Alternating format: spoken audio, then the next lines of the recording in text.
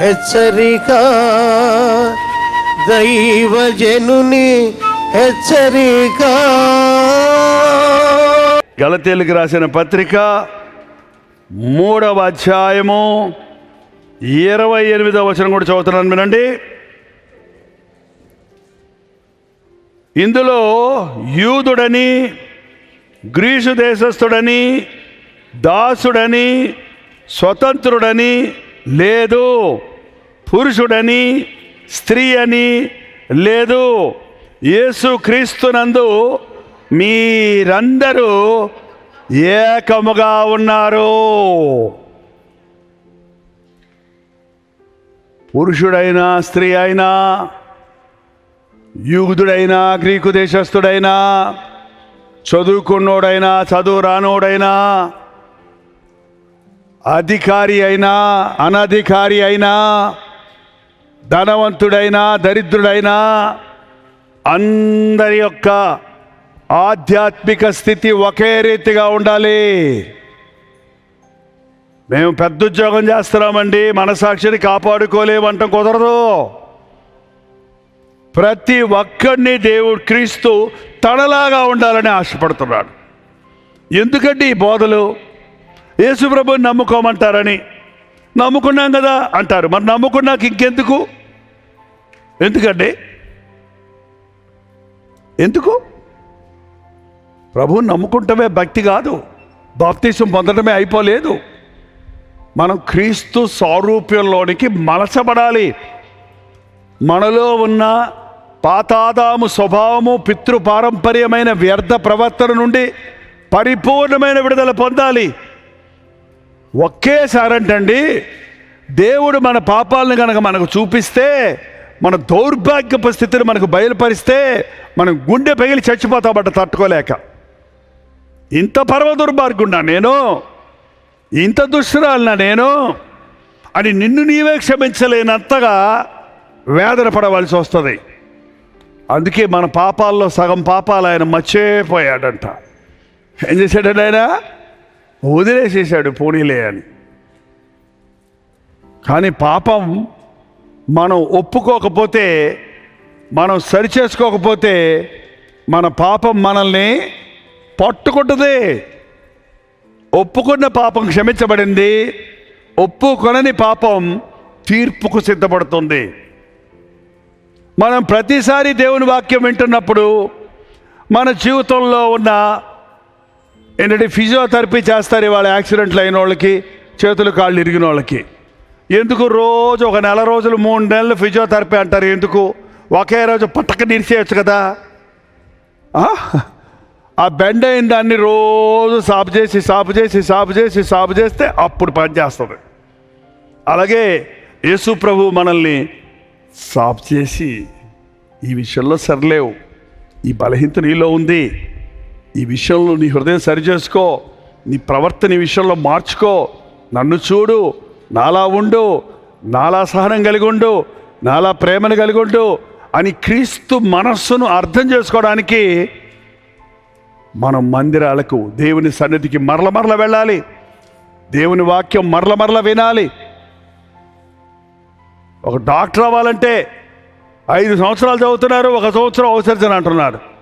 ఒక ఇంజనీర్ అవ్వాలంటే ఉద్యోగం రాని బీటెక్ కోసం 4 సంవత్సరాలు చదువుతున్నారు. ఎంత డబ్బులు ఖర్చు పెడుతున్నారు. ఏంటంటే యేసులాగా మారాలంటే 2 ఏళ్ళు సరిపోద్దా, 3 ఏళ్ళు సరిపోద్దా, 5 సంవత్సరాలు సరిపోద్దా, 10 సంవత్సరాలు సరిపోద్దా? పరిశుద్ధుడైన పౌలు అన్నాడు, ఎంతో గొప్ప సేవ చేస్తున్నాడు ఆయన. అప్పటికే ఎన్నో ఆత్మలు రక్షించాడు ఆయన. నేను ఇంకా సిద్ధి పొంది తిని అనుకోవడం లేదు. I'm not still perfect. నేను ఇంకా గురి ఎద్దకు పరిగెడుతున్నాను. క్రీస్తులాగా మారడానికి రాత్రి మగళ్ళు పోరాడుతున్నాను. ఈ రోజున విశ్వాసులు అన్న వారికి క్రీస్తులాగా మారాలనే ఆశ లేదండి. పాస్టర్ గారులకి సంఘాన్ని సమకూర్చాలనే ఆశే కానీ ఆ సంఘాన్ని తీర్చిదిద్దాలి, వారిని పరిపూర్ణులుగా చేయాలి, సంపూర్ణులుగా చేసి క్రీస్తు ముందు నిలబెట్టాలి అనే ఆశ లేదు. వాక్యం గట్టిగా ఉంటే జీర్ణించుకోలేరు. అల్లులే చెప్పమంటే చెప్పేస్తారు, చప్పట్లు కొట్టమంటే కొట్టేస్తారు. ఇది ఈజీ భక్తి అండి, ఉద్రేకపు భక్తి, ఆర్భాటం భక్తి. లోతుకెళ్ళాలి, గుండె కదలాలి, గుండెల్లో నుంచి మూలుగులు రావాలి, గుండెలు కరగాలి, కన్నీరు ఏరులై పారాలి. ఎండిపోయిన కళ్ళులండి వాళ్ళ ఎక్కడ చూసినా పశ్చాత్తాపం లేదు. తప్పు చేసిన దానికి సమర్థించుకుంటారే కానీ, తప్పు చేశావని చెప్తే తిరగబడతారే కానీ, నువ్వు చేసింది సరిలేదు అంటే నువ్వు సరే అని ఎదురు ప్రశ్న వేస్తారే కానీ, నేనేమి చేసి తినని పశ్చాత్తాపడేవారు లేరట. ఈరోజు సంవత్సరాల తబడి మీరు విన్న వాక్యాలన్నీ గుర్తుపెట్టుకోండి. ఎన్నోసార్లు మీ అంతరాత్మ మిమ్మల్ని హెచ్చరించింది, ఎన్నోసార్లు పరిశుద్ధాత్ముడు మిమ్మల్ని ఒప్పించాడు. మీరు ఏ విషయాల్లో తప్పుగా ఉన్నారో, ఏ విషయాల్లో మీరు నిర్లక్ష్యంగా ఉన్నారో ఆ విషయాలు మళ్ళీ మళ్ళీ దేవుడు మాట్లాడుతూ ఉన్నాడు. ఆయన మాట వినబడకండి, ఆయన వైపు చూడండి. ఇదిగో ప్రభువా, నా హృదయం విరిగినలిగిన హృదయాన్ని నీకు అర్పిస్తున్నానంటే అది ఎలాంటి హృదయమైనా సరేనండి, ఆయన బాగు చేయడానికి సిద్ధంగా ఉన్నాడు. ఆయన నువ్వు పోగొట్టుకున్న సంతోషాన్ని, ఆరోగ్యాన్ని, నీ ఆస్తిని సమస్తం ఇస్తాడు. ప్రార్థన. పరిశుద్ధుడా, ప్రేమగల తండ్రి, ఒక్కసారి మమ్మల్ని చూడయ్యా.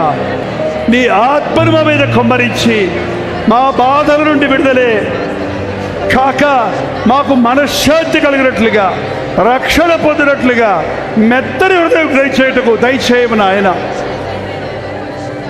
ఏ ఒక్కరూ కఠిన హృదయంతో ఇక్కడి నుంచి వెళ్ళక, తెరచిన హృదయంతో, నిండిన దీవెనలతో నిన్ను స్తుతించుచూ వెళ్ళుటకు మా జీవితాంతం వరకు నీకు నమ్మకస్తులై ఉండునట్లు పరిశుద్ధాత్మతో మమ్మల్ని అభిషేకించుము. ఎవరి హృదయ స్థితి ఎలాగున్నదో ఎరిగిన దేవుడము, ఎవరి అవసరత ఏదో ఎరిగిన దేవుడము. మా హృదయాలను, మా జీవితాలను, మా అవసరతలను తీర్చగలిగిన జీవము గల దేవా, నీకే స్తుతులు చెల్లిస్తున్నామయ్యా. నీ అద్భుత కార్యాలు మాలో జరగనిమ్మని క్రీస్తు నామములో అడుగుచున్నాము తండ్రి, ఆమేన్.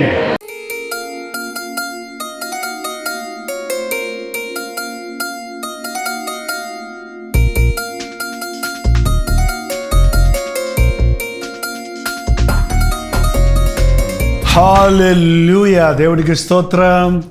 రాజమండ్రి పరిసర ప్రాంతాల్లో ఉన్న వారికి శుభవార్త.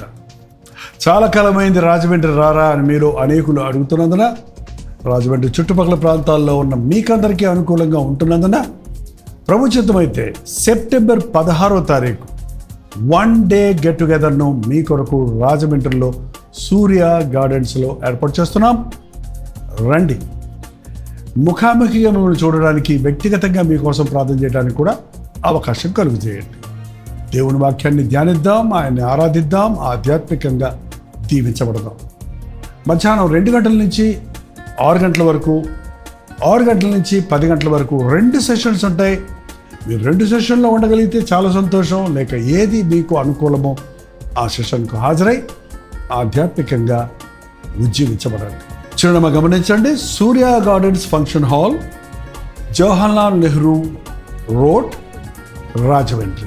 ఇంకా విషయమే మీకు వివరాలు కావాలంటే 9884707779 లేక 9884807779 అనే నెంబర్లకు మీరు కాల్ చేయండి, లేకపోతే వాట్సాప్ పెట్టండి. 954041 నెంబర్కి కూడా మీరు వాట్సాప్ మెసేజ్ పెట్టవచ్చు. తప్పకుండా మీకు వివరాలు తెలియజేయబడతాయి. మీ స్నేహితుల్ని, బంధువుల్ని కూడా పిలుచుకోండి. రాజమండ్రి పరిసర ప్రాంతాల్లో ఉన్న మీరందరూ వస్తారని ఎంతో ఆశ ఎదురు చూస్తున్నాం. మనందరం కలిసి మన ప్రభునామాన్ని మహింపరుద్దాం. రండి, ఆశీర్వదించబడండి.